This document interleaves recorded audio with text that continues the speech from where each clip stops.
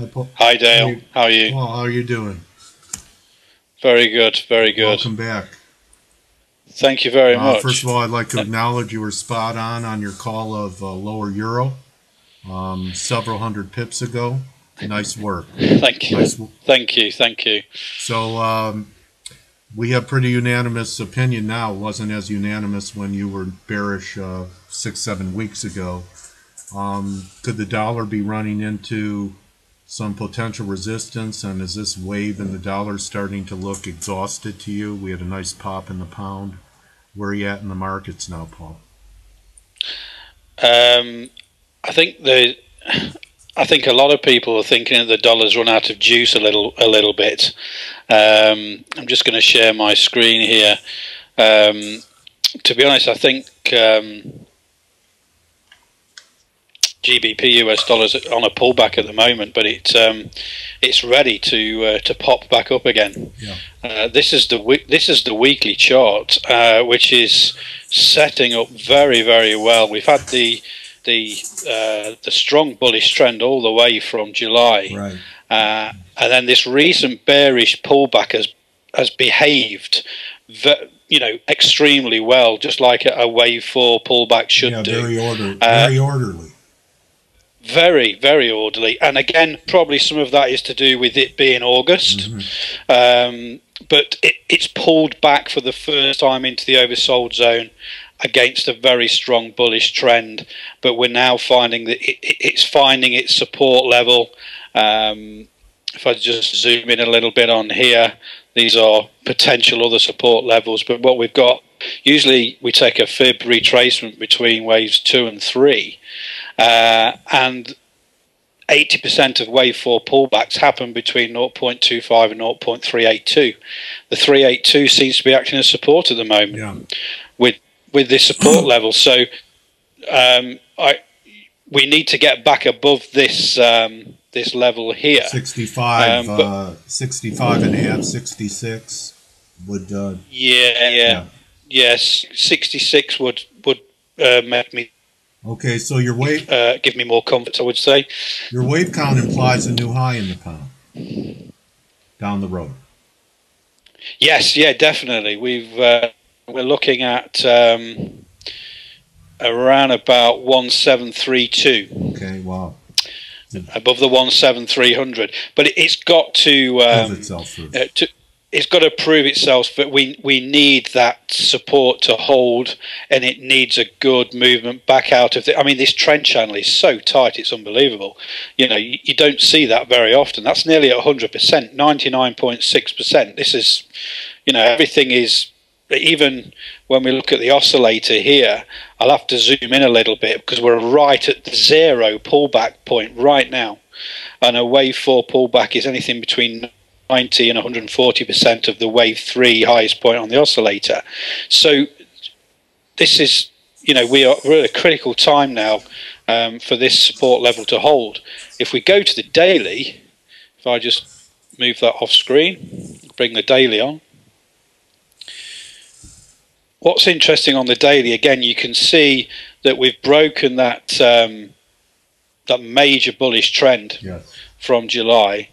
But on a daily, what we've got at the moment is we're on a strong, as you would expect, a very strong and a wave 3 that we're on. Oh, okay. We have found so we that might be support. Completing a wave 3 on the daily, with a wave 4 bounce to come, and then one more flush out before the big move.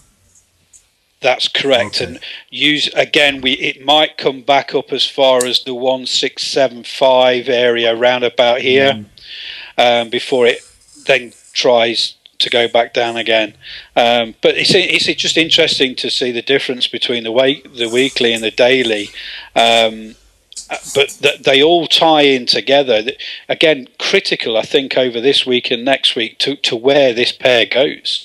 It's quite exciting for traders, really. If we go to the 240, I mean, I've been in bearish on the 240, 2 big trades on the 240.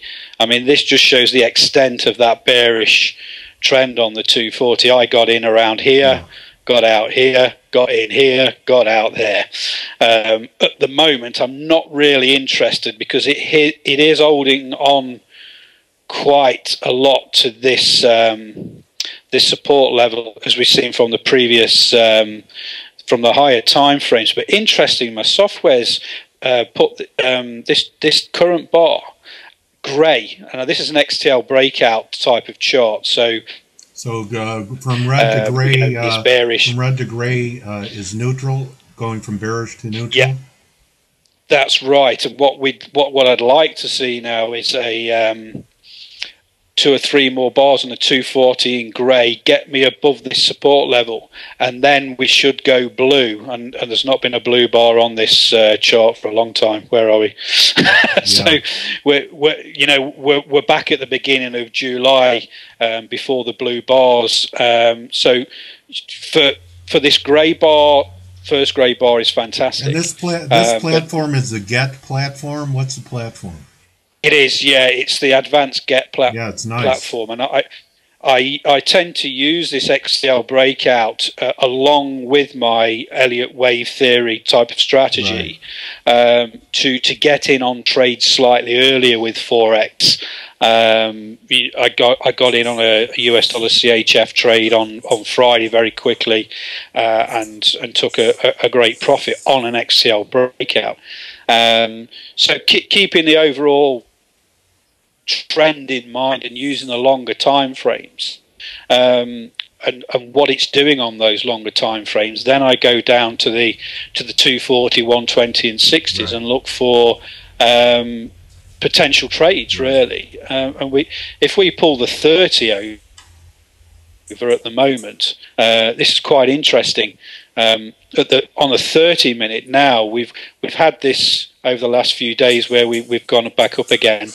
It's wanting to test this pullback at the moment and then go back up again. But I think the Fed just released something about Treasuries maturities 2036 to 2044, which spiked this back up again.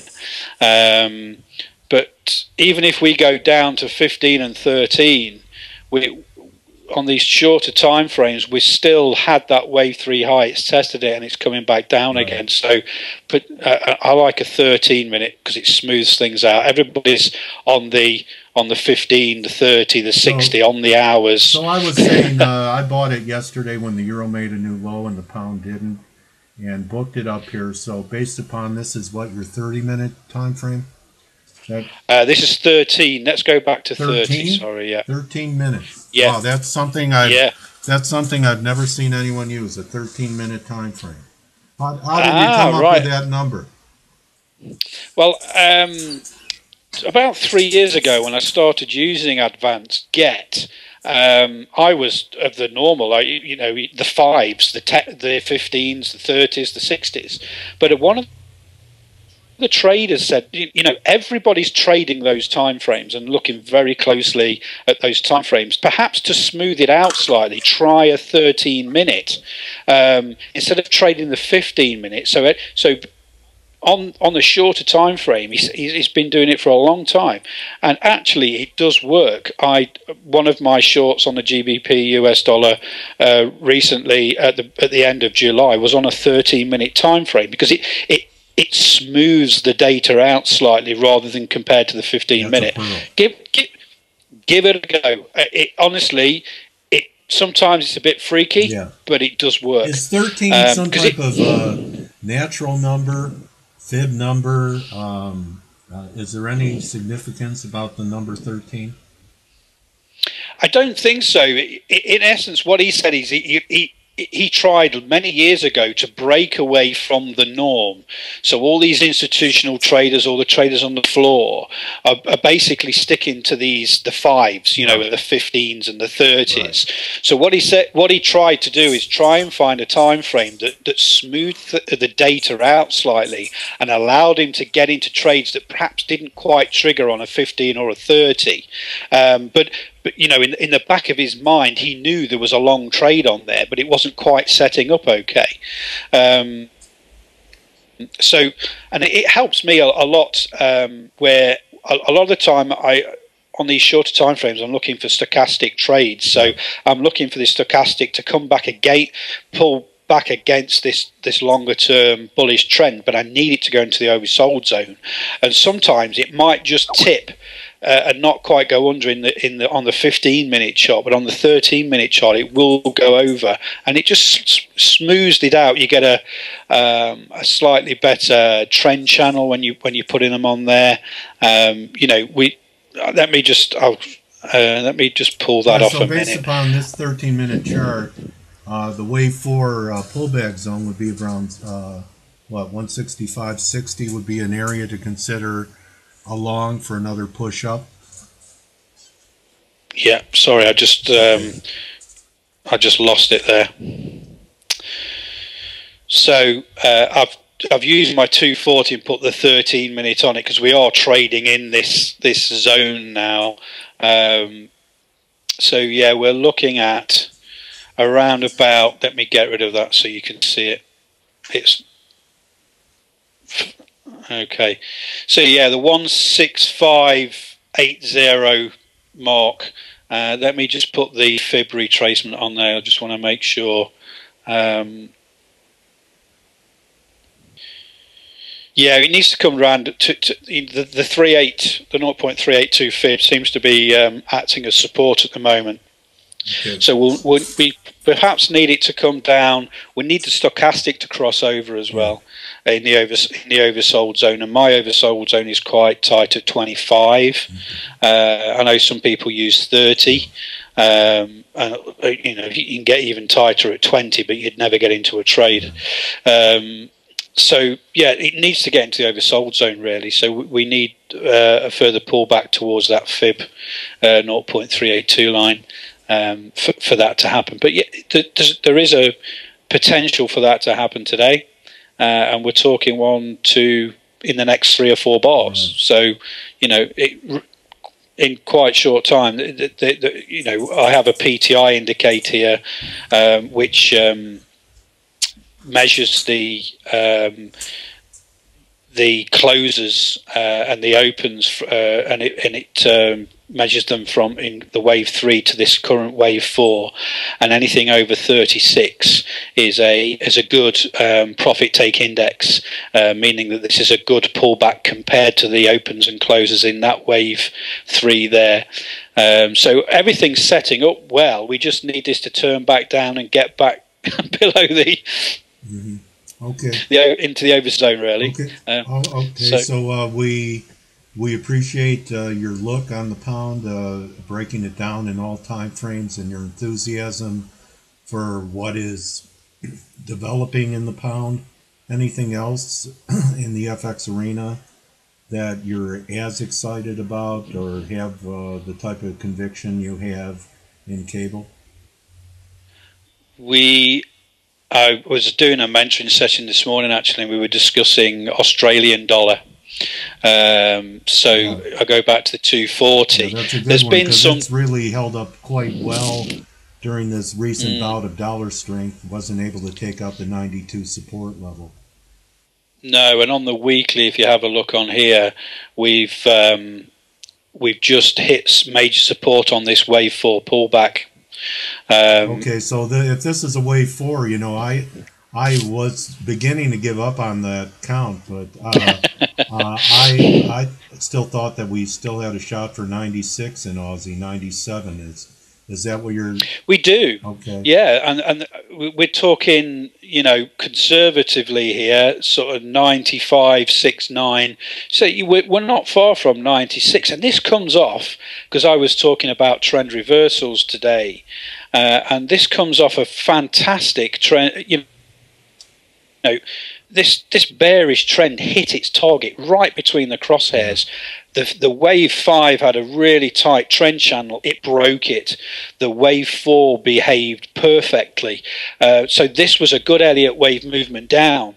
And then we've broken that. We've become range bound now. And I believe some of that's to do with rumour that they're going to revalue the Aussie dollar and all that. So there's some fundamental messing around in here. Well, your wave 5 targets are way above par. I see a 5 way up there. Oh, here, yeah. These are these. At the moment, there's still a lot of data for the software to calculate. But what we can do is put it from this previous major pivot here, and that's where it is. That's what the software is calculating. If we do get a drive up, this is the sort of area at the ones there that, you know, the 1.0, and that's quite possible, because this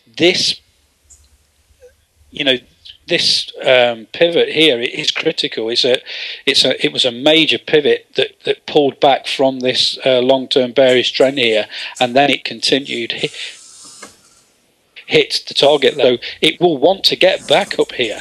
I mean, I'm not a fundamental guy. You know, I don't really take much notice, but there's a lot of noise out there. I mean, let me get rid of this trend channel here and everything else. But I don't know whether you use GAN lines at all. Yeah, I've experimented with them. Yeah, these are auto GAN lines within the software, and these are, as you know, GAN lines are at specific angles from major pivots, and they're all converging at this point right here, right now, from all of these major pivots, and some of these pivots go right back here.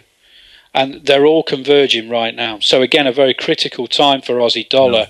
Yeah. And what we discussed this morning was, you know, we're liking a long trade, but perhaps on the 240, we'd like to get above this area here, get clear of here, and then we've cleared this. I mean, this, to be honest, this is the only resistance. This is the only thing standing in its way, and then we can look for long trades. Again, we looked at the 120, but the trade setup was there for an XTL breakout. Mm-hmm. But like I said to the guy this morning, we're trading into a wall, a big wall of resistance. And look at these major pivots here. Yes, it's broken those, but we take. I mean, the software is quite advanced. The algorithms it uses to project this price in both price and time is quite accurate. So you don't trade into a wall. No. So there was nothing on there. And one of the only thing I'm looking at the moment long term is US dollar, Canadian dollar. But again, US dollar's run out of juice at the moment. But this was setting up beautifully, and still is. Taking 108, 108.20, 108.50 for a buy zone, and then a push up towards 111. Is that what your work is showing? Yeah, on this weekly chart here, we've got this huge trend line support that's gone through all the way through this Elliott wave movement. We've pulled back on the wave 4. We've broken that now, and we're into this area. So I'm trading now. I don't trade on weeklies. I trade on dailies and 240s. So if we look at the daily, we've come from that point here, and we're on an Elliott wave movement. We've hit the wave 3. We've hit this line of resistance, and it's just stopping us at the moment. And I think that the Canadian data was quite good last week as well, wasn't it? So we keep the timing is everything, and the Canadians putting out decent data every now and then just stops it from breaking through. But this is, if we can break this, we are literally on our way up to here, 114. Yeah. I've had a 114 call out of the community too. Yeah. Oh. Yeah, definitely. But again, it's got to break this resistance, and this is proving to be quite troublesome at the moment. But again, we are on the daily. We're quite within parameters for this to pull back at the moment on a wave 4 and then have another go. So we have a lot of wave 4s. We have a wave 4 in the pound, we have a wave 4 in the Aussie, and we have a wave 4 in Canada. Yeah, these are the three majors that I'm looking at the moment. that really interest me. And to be honest, I'm looking for long trades in US dollar, Canadian dollar, all the way up till Christmas, buying on the dips really, which we are at the moment, because if you go back to the weekly, on a recent interview on Dukescopy, we had. There's some major. This is where this could be 115, and this is 22nd of December. So by Christmas, this is a good target to have, and everything sets up perfectly. We've returned back to what was a very strong. You see by the false bar stochastic here, a very strong bullish trend. So we just need the dollar to get back up again. So we're in this situation at the end of what we would say is holiday season, where the market will make its decision, and as retail traders we'll get on those decisions. So whether we continue to go short on GBP US dollar and go long on US dollar Canadian dollar, or the opposite way around, it really does depend on all these big institutional traders when they get back to work next week on what they, when they leave the Hamptons. On what they. That's right. Yeah. All right. So Paul, thank you for some clarity and some great wave counts and ideas here in Canada, Aussie, pound. What else did we cover? Anyway, some interesting looks. How would people get involved with you? You want to show your website, how they could keep in touch with your research, perhaps I have up with you on one of your services. I can't show it at the moment. Oh, we can. It's just popped up there. There we go.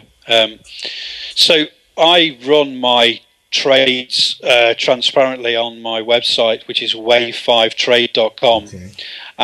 And basically that is my live trading diary. So everything I do is on there. So the live trades at the moment, we're on live Netflix, for example, at the moment, because I trade both equities and Forex. Okay. So when I adjust a trailing stop, I will put the chart on there, which can be enlarged, and then obviously write about why I've decided to do that, to protect those profits, and then the whole trade builds up over time as they trigger. And to subscribe to that is basically off to wave5trade.com, go to the members area and subscribe now. And it literally is £25 a month. It's not a massive amount. What I'm trying to do is just get lots of subscribers following my diary, and how I find the trades, how I enter the trades, manage the trades, and then close them out. Any macro view on S&Ps? DAX is a weak bourse in the world, putting in a right shoulder while the U.S. is making new highs. Any view on the S&Ps macro-wise as we come into the September-October timeframe? We made new highs yesterday, and I think there's still some more highs to come. Yeah. I really do. Everything seems to be good about the US at the moment. The only thing that's going to probably stand in the way would be Iraq and what decisions are made over the next month to do with that. But it seems at the moment that any geopolitical news doesn't seem to be affecting this bull run. Nothing. It's one of these. You could almost call it a rhino run, because the market seems to be that thick-skinned at the moment that it's just steaming ahead and nothing's stopping it. So it'd be interesting to see where we do go from here. But I have the idea, and I use my scanner quite frequently, that at some stage in October, November, we might start to turn bearish. But even today, when I scanned for potential long trades, potential bearish trades, the bearish potential trades won out 3-1 on the US market.